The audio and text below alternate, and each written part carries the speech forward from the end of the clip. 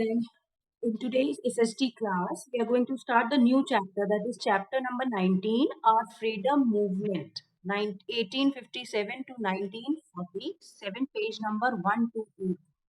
128, page number 128.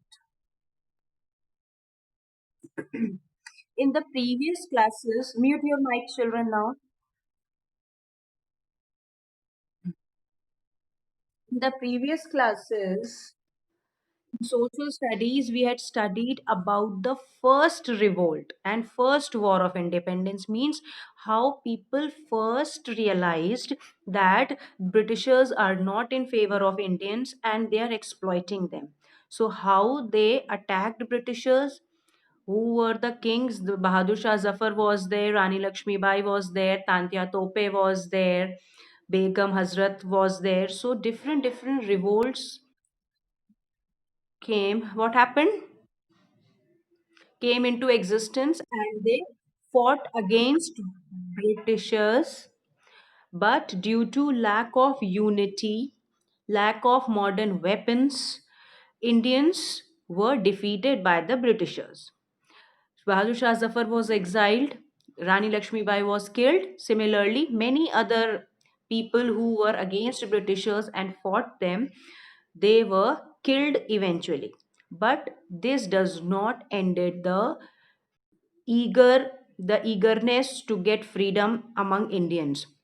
In fact, after this, Indians became more aware that they now wanted Britishers to move out of India and make them free. Now, from here, 1857 to 1947, second phase of freedom fight begins.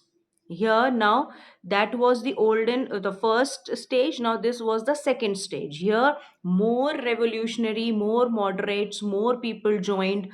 Mahatma Gandhi also came from South Africa to India. He also played a major role in the freedom of India. Okay, so now in this chapter we are going to study that how from 1857, where first revolt started, and it ended there only because the Britishers were very strong, they had modern weapons and they had defeated Indians. But from there till 1947, when actually we achieved freedom, what were the stages that came, who were the revolutionaries who came into existence, and who all fought for freedom of India. This we are going to study in this chapter. What movements came? Civil disobedience movement, Chori Chora movement, then non-cooperation movement. All this we are going to study in this lesson. So let's start. How Congress Party came into existence. A few, read in the book, page number 128. A few organizations in the world have as long and illustrated history as Indian National Congress. INC is the short form of Indian National Congress.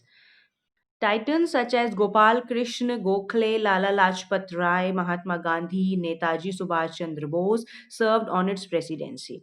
Here we have only focused on INC contribution to India's freedom struggle. Now here Congress Party, which is right now, you all must have heard about Congress Party.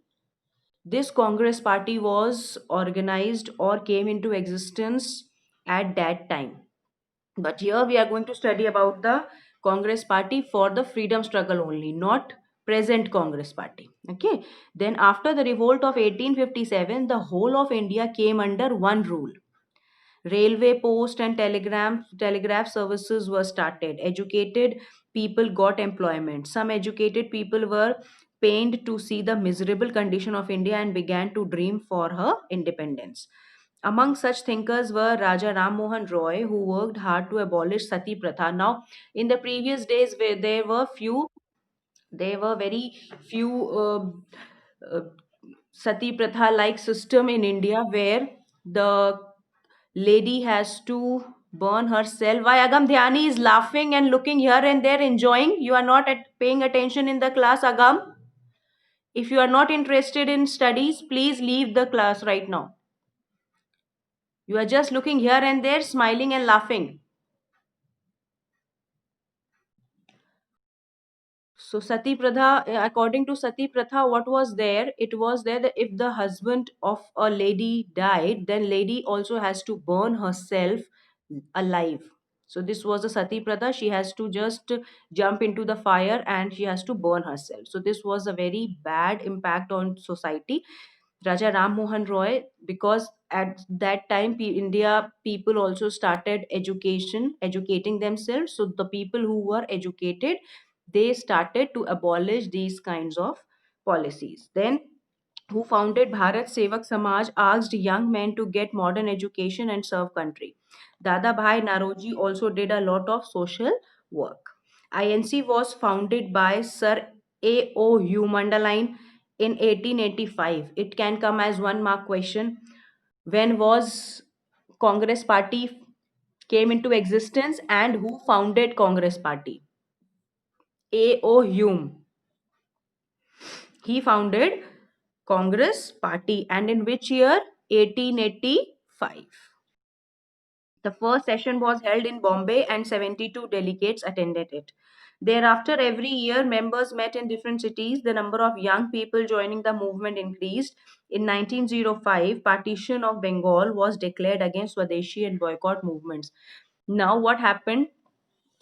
Slowly and gradually, when Indians started becoming educated, they realized that Britishers are exploiting us too much and they wanted freedom. So they started boycotting British goods and accepting Swadeshi. What we are doing just now, also, what our Prime Minister is saying just now, Mr. Narendra Modi, he is saying, na, make local global. He says this means you should use your own country made goods. Same thing people did in this time also. They just rejected all British goods, whatever clothes used to come from British company, whatever eatables or whatever food items, whatever articles, whatever usable things, whatever British company used to make, Indians boycotted it. Then they abolished this boycotted British goods, and then they adapted Swadeshi goods. Swadeshi means the goods which were made in India, the clothes which were made in India, the food which was grown in India. So everything, these two things started first: boycott British goods and accept Swadeshi goods. So this what happened. This made Britishers very threatened, and they were very much shocked that now Hindus and Muslims are uniting. And this was a great threat to Britishers. They thought that if Hindus and Muslims are going to unite, then they are going to throw us out of India. So what they did partition of Bengal. They did what? They did partition of Bengal. Now read. Bengal's partition was declared, against which Swadeshi and boycott movement was started. When Bengal partition was there, then people said, no, we are not going to partition Bengal. And then what happened?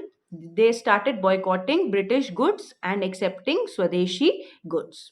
Okay. Then prominent leaders of the Indian National Congress. Now, who were the major, main important leaders? Bipin Chandra Pal, Lala Lajpat Rai, and Bal Gangadhar Tilak. These three leaders are often called Lal, Bal, and Pal. Okay, Lal, Bal, Pal. Who were there? Bipin Chandra Pal, Lala Lajpat Rai, and Bal Gangadhar Tilak.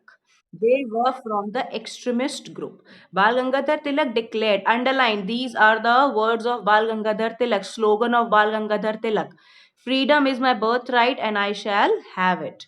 It can also come as one mark question that write the slogan of Bal Gangadhar Tilak.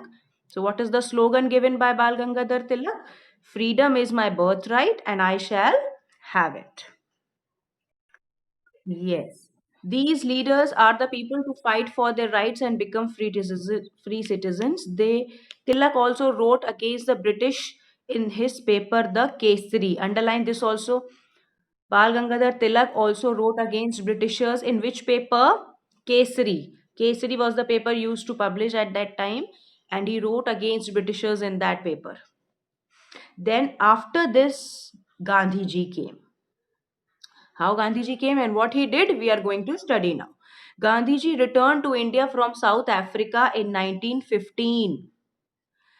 He was pained to see that people here were divided on the basis of caste, religion, creed, gender, and color. He was very unhappy. Who was unhappy? Mahatma Gandhi was very unhappy because he came from South Africa. There also, during that time, the racism was going on. Racist means the discrimination between the whites and the blacks, that was going on there. And when he came to India, he was very much pained means he was very much disappointed and sad to see that in India also people are divided on the basis of their caste, upper caste, lower caste, like this: religion, Hindu, Muslim, Sikh, and then Christians, and then creed, and then gender, and then color. Now he was very much shocked. Then Gandhiji was shocked at the treatment meted out of the lower caste and untouchables. Now, previously, there were too much untouchability. That was also a social evil. Like Sati Pradha was the social evil, similarly, untouchability was also the social evil. Means those who used to, like sweepers today, we talk to sweepers today, we treat them equally, but previously these sweepers and people who used to do the low grade work, they were treated very badly. People don't allow them to drink water from the same well where they used to drink water, and they don't allow them to stand and sit beside them or near them. So they were treated very badly. That was the social level of untouchability. Now, when Gandhiji saw all this, he became very sad. He renamed the untouchables Harijans. Then he said, no, they will not be called untouchables, they will be called Harijans. And look in the amazing fact also. Gandhiji gave the name Harijans to untouchables. Harijan means child of God. Now he said everybody is a child of God. We all are people of God. God has created everybody equal. Then why there is discrimination against the caste, creed, and this gender and religion? So they will not be called untouchables. They will be called Harijans. Who said this? Who named them? Mahatma Gandhi. Yes, yes. He demanded 35% increase in the wages of mill workers in Ahmedabad. Yes. Now he also asked to increase 35% of wages, means whatever salary they were getting, Mahatma Gandhi said they should get 35% more salary than what they were getting previously in the wages of workers in Ahmedabad. These actions won him the support of the masses. Now, when he did these things, everybody was very happy. All the people of India were very happy, especially these Harijans. They were so happy, and he gained support of masses. Masses means crowds and crowds of people, because he did good thing for Indians. So from here Gandhiji came into existence. In South Africa, Gandhiji had developed the technique of satyagrah based on truth and non-violence. Underline satyagrah based on truth and non-violence. Means, what is satyagrah? Satyagrah means to do any action with truth and non-violence. This is the meaning of satyagrah. Now, Satyagraha was his first most important weapon against Britishers. Now, Gandhiji never said to fight with guns, to fight with pistols, to fight with bombs, to just be involved in the war. He was always against it. He was in favor of Satyagraha. Satyagraha means non-violence and peace. Okay, then Satyagraha was his most important weapon. Now, his strongest point was to make Britishers out of India, but without war, with peace, that is, without violence and with truth. Satyagraha was his most important weapon against British. The British passed several acts that were launched, that were harsh and infringed and the basic on the basic rights of the people. Among them was Rowlatt Act 1919. According to this, any person could be arrested without a trial. Okay, without a trial. Hartels and meetings were held all over the country. One such meeting was held at Jallianwala Bagh in Amritsar. The meeting was attended by thousands of men, women, and children. British under General Dyer blocked the only exit and opened fire. The unarmed people had no means of escaping. Thousands of people were killed. People were shocked at the brutality of the British. Now, this was very unhappening thing, very unfortunate thing that happened in 1919 Amritsar. You all must be knowing about it. That is Jallianwala Bagh massacre. What happened there? Rowlatt Act 1990 means Britishers said that we can send any Indian to the jail without trial. We can arrest anybody and we can send them to jail without any trial. But this was not accepted by Indians. So many Indians, they went into the Jallianwala Bagh to do one meeting against this rule. What was the rule? That any Indian can be arrested and sent to jail, but people were not accepting this. So they went into Jallianwala Bagh, that place, many Indians, to do one meeting. And Indians were without any weapons, without any arms. General Dyer came to know that many people are there in the Jallianwala Bagh and they are taking meeting against us. So what he did, he came with force. And in Jallianwala Bagh, if you have seen, there is only one exit door. I have been there. I've seen Jallianwala Bagh. If you must have seen, then you must be knowing there is only one door to exit. I have seen that place. And in that place, inside, there were many people, thousands of men, thousands of women, children were there. But everybody was without any weapon. Then General Dyer came. He blocked that door and he just asked his soldiers to fire. All men, all women, all children died then and there. So that was very unfortunate, because of which now after that Indians became so angry against Britishers. Now they decided, now this is ruthless. This is very bad. If Britishers are going to do like this, they are not going to stay in India. After that, Indians decided firmly that now Britishers cannot stay in India. They have to leave India and move out. So this Rowlatt Act lead to Jallianwala Bagh massacre, in which many thousands of Indians died, many women, many men, and many children died in Jallianwala Bagh. If you have gone there, you must have seen. So now Jallianwala Bagh massacre is clear how it happened. First, Britishers passed one rule, that is Rowlatt Act 1919, in which they can arrest any Indian and send into jail. But Indians were not accepting that, so they went into Jallianwala Bagh. They connected at one place and they thought to do one meeting against it. They were without any weapon. They were without arms. General Dyer came, Britishers came to know that many people are there in Jallianwala Bagh, many Indians are there, so he attacked them. Only one door was there. He blocked that door, so people were not able to escape. Many people jump in the well. Many people were climbing the wall to move out, but walls were very high. They were not able to move out, and they were shot there dead. So this was how many Indians were killed by General Dyer in Amritsar, Jallianwala Bagh massacre, which lead to the great disappointment in Indians, and they decided that now we are going to throw Britishers out at any cost. This much is clear. I'm stopping it here. Your homework is that you have to read these two pages today. Okay? How Gandhiji came into existence, Rowlatt Act, Jallianwala Bagh massacre, and when and how Congress party was founded, who founded, and when it came into existence. Okay. Further, we are going to continue the lesson tomorrow, and exercises also we will do tomorrow. Today, your homework is only to read these two pages which I have explained. Okay. Yes, Ritisha.